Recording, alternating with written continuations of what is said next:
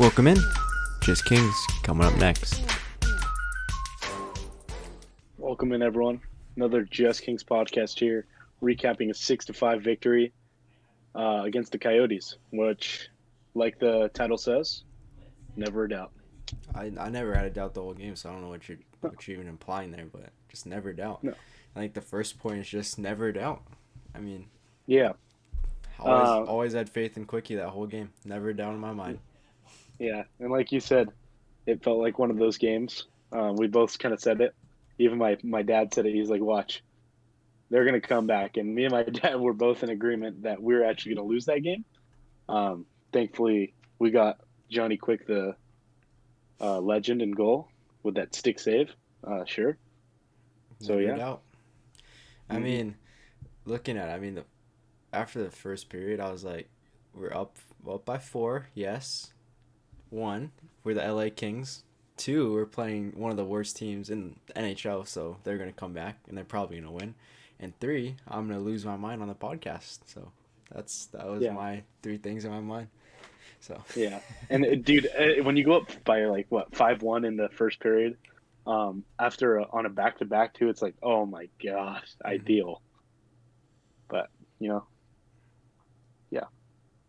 I mean, we scored 3 goals in the span of 3 minutes, so that was The utter domination is what we were saying. Yeah, it was good to see that we had some good overtime there. I mean, I think the Coyotes are like, oh crap, Kings don't need any of our trades. Maybe we should stop demanding so much for Jacob Chikrin.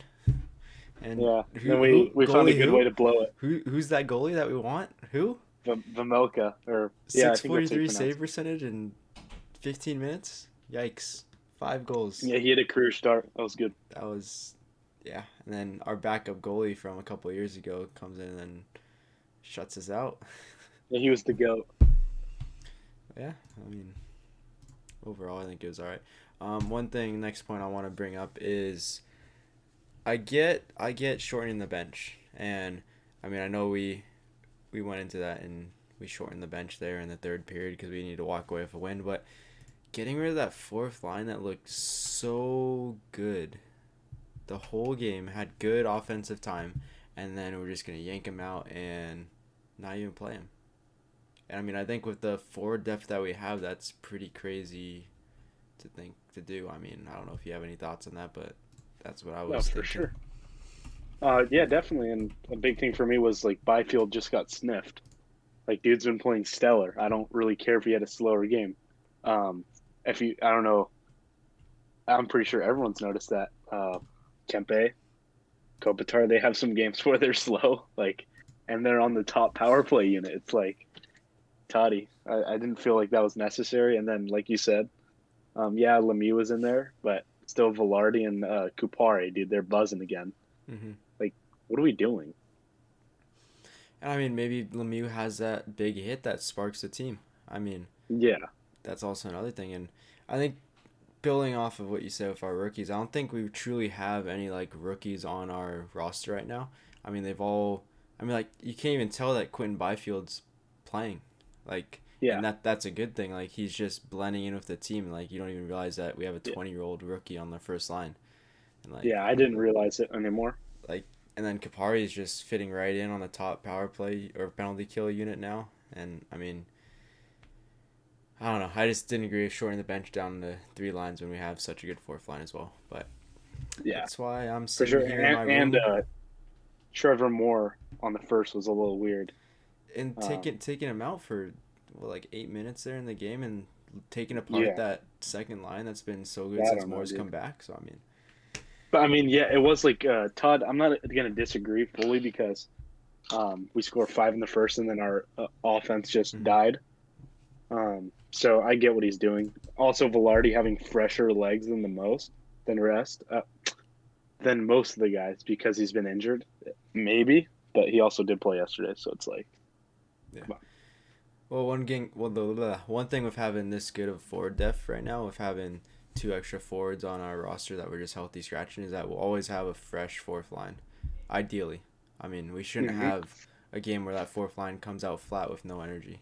So yeah, that is one. Dude, that thing. plays, dude. Mm-hmm. It Yeah. plays.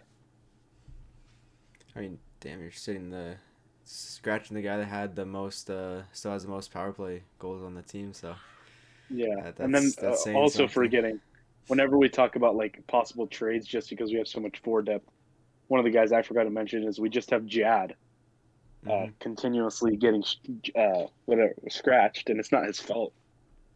We just have a lot of guys that need to play. Yeah, I know. I think Jad and Velarde have a very similar play style. They're both in front of the net Yeah, guys looking for deflection stuff like that.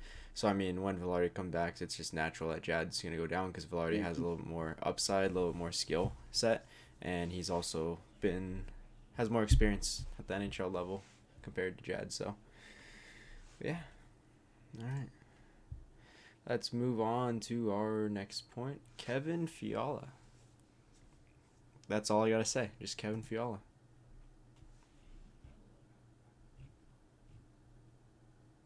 All right, next point.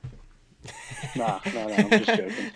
Um, you know what makes a good player though is having good line mates, Mm-hmm.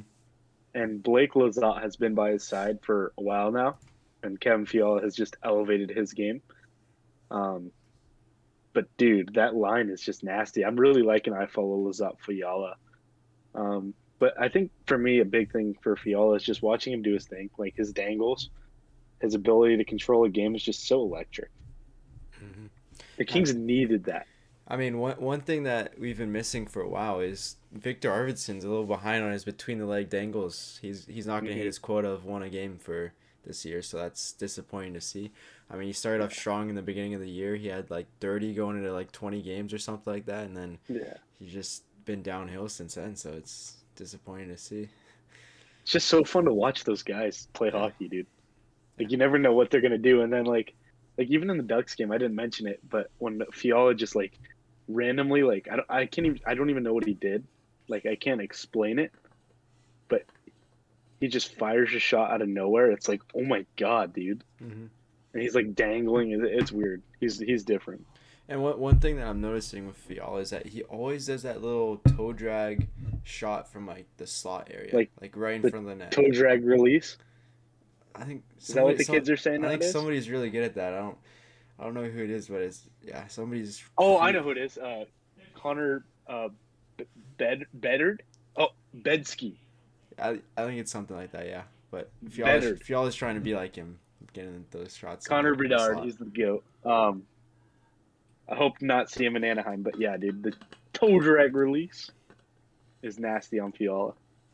Did you see? I know this. We're getting a little off topic here, but it's worth it today because I mean we don't really have much else to talk about from this game. But that guy, I don't know his name, but he was there with Svechnikov in the stadium series, right next to him, helping him practice toe drag release.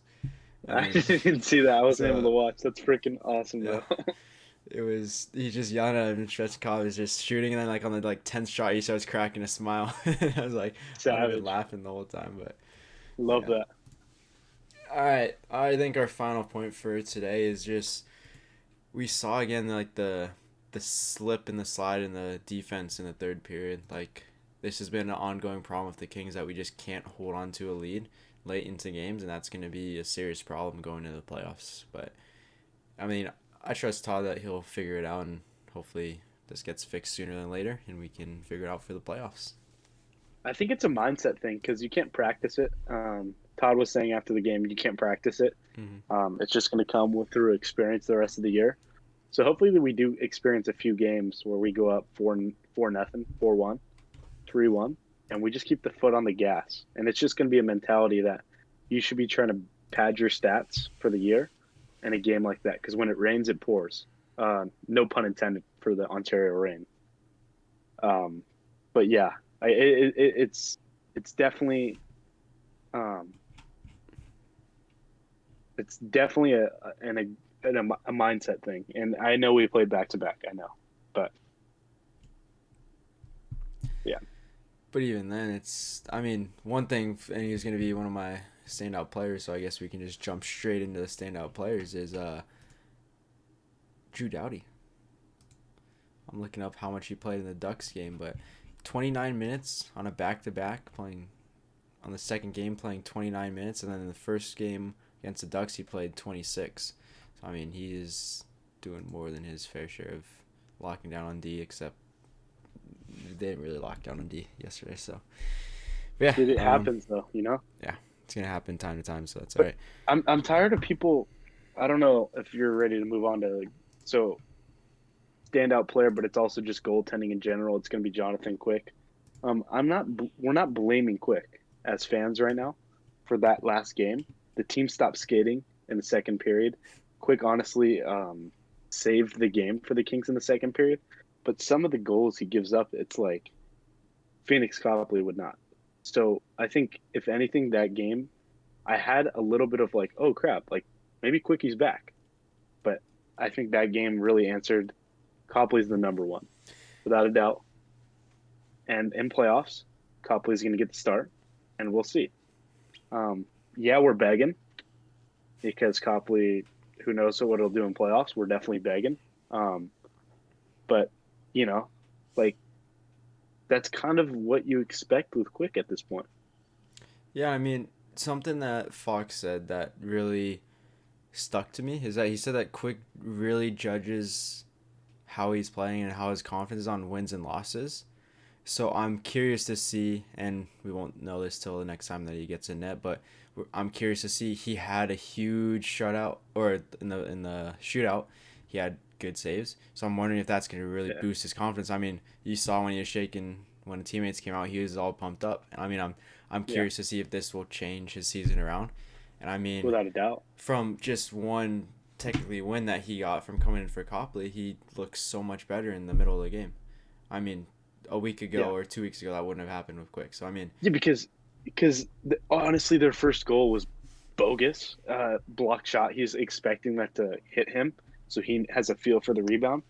But I would say maybe two goals were his fault. Maybe just a little bit of lack of positioning, but the rest, it's like we didn't necessarily help him. Um, but again, dude, he made that glove save where his foot and glove are just freaking like that, and it's like, holy crap, it's prime Johnny Quick. And then like 5 seconds later, we're on a power play, and Jonathan Quick's over here, and the puck's already in the net, and he's like, oh shit. Excuse my language, but like bleep that hopefully. nah, But it's not made for kids, so it's fine. it's like oh my goodness. So he definitely is like a roller coaster. But again, if he's always judging is based on wins or losses, then we'll see. But that's the only important thing, to be honest, with a goalie, dude. hmm I I'm mean, I'm with that. as a goalie, it's so tough to be like. I mean, just think about it. Like, you have a 860 save percentage. I mean, thinking about how I know this is just getting into like hockey in general, but as a goalie saving a 90 mile per hour shot from 20 feet away, like just thinking about that, that's insane to me. Like, Oh yeah, but that's and not then normal. yeah, it's not, and then I think judging yourself off of wins and losses is a lot easier than looking at your save percentage. You're like, oh crap, I Yeah, have an 860 save percentage. So I think but hopefully Quickie can turn but it around. yeah, and like that's with the same concept. You can have a 920 save percentage, but you're still losing. Like at the end of the day, does that matter? No. Coyotes goalie. Don't want to be Yeah, like try to say his Vamelka, he name. has a 907, but dude loses every game. It's like, bro, who cares? They're like Swaros or whatever. Like they're decent, but at the end of the day, Phoenix Copley looks much better because he's hmm winning games for his team, Yeah. and he is right at 900 save percentage. hmm Yeah. I mean, it's I hockey. think that's the best way. Yeah. All right. Standout players already gave Drew Doughty, so you can go next. I pick Quickie. Oh. Um, but I'll Um. go again just because I don't want you to take mine. It's going to be Matt Roy. He actually ties Iafallo in goals and surpasses like Trevor Moore, which I just find freaking hilarious because it's Matt Roy, the goal scorer. Um, and he's just a savage. I don't know where this is coming from. My dad was like, "How many goals you got on the year? Like two?" I was like, "Pops, he's at 8. What are you talking about?" And we're sharing a laugh. But dude, Matt Roy, the goal scorer. How about that? All right, next you're gonna tell me that Alex Eller is gonna come out and score 3 goals in our next game. Okay, stop begging. Seriously, come on. Um. Who do I want to throw out there next? I'm gonna give. It's just a neutral one. Okay. Todd McClellan. It's no. That was a one-time thing for him. He's back in the dumpster for me. But Well, where was his timeout? Sorry, I'm just stuck. He stopped the momentum for them, bro. It's like I could feel like 8 goals coming. Why don't we take a timeout, asshole? And he's like, nah, I don't believe in that nonsense. It's like, sure, your world, bro. Brandon Lemieux. But again, never a doubt. Just a neutral one. Okay. Didn't do much. Okay. Yeah. Came out, had a couple good hits, good shifts, but no stupid penalties from him. He didn't go to the box at all. He didn't take a dumbass tripping penalty when we. You're talking about Phoenix Copley, right? Yeah. No punches to the face or of anyone. So good. Yeah. Good. But no, for knowing his role, I think Lemieux had a good game in his role. So, just little props to him. Goal predictions. RJ is going to predict Anze Kopitar. I'm going to predict Kempe. He didn't get to have the opportunity to think about it, but I just answered for him. Yeah, no, I'm changing mine. And I think you're going to change yours after I give my prediction here. Okay? We're going with Matthew Roy. I don't know if you heard of him before, but I hear he's a goal scorer now. Gee, yeah, we are begging, so I might as well change it. I'm going to go Quentin Byfield. I don't think he's scored in about 5 years. He probably has, but I enjoy watching him score. So, yeah. Anyways, subscribe. Drop a follow. Hang on. Matt Roy has 4 times the amount of goals as QB. All right, so that's gonna end our podcast. Thank you for essentially ruining my night. Of course. That's our top prospect. Anytime. So, again, next game is on Tuesday. Against the Minnesota Wild at 5 our time. Expect a podcast within a day or so, give or take. We're busy men. At least we try to be. But what? Yeah. Good night, y'all. This podcast has been completely off topic, but this is just great. I'm leaving.